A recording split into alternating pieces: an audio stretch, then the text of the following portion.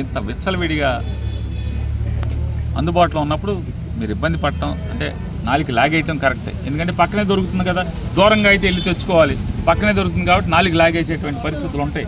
అంటే రమ్మని పిలుస్తూ ఉంటుంది. మామూలుగా వెనకడికి ఎన్టీ రామారావు తెలుగుదేశం ఎందుకు పెట్టాడు, తెలుగుదేశం పిలుస్తుంది రా కథలు రా అన్నాడు. వీళ్ళే ఉన్నారు బ్యాన్ తీసి మీ ఇంటి పక్క పెట్టాం రా కథలు రామన్నారు వీళ్ళు. కొల్లురైందా చంద్రబాబు కలిసి అంటే రామారావు పార్టీని ఎక్కడికి తీసుకొచ్చారు చూడండి.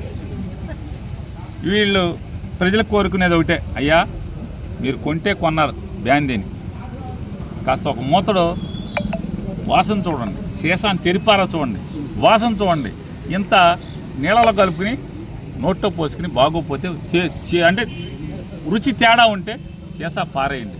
ప్రాణాల మీదకి ఎందుకు తెచ్చుకుంటారు? జాగ్రత్త అయ్యా.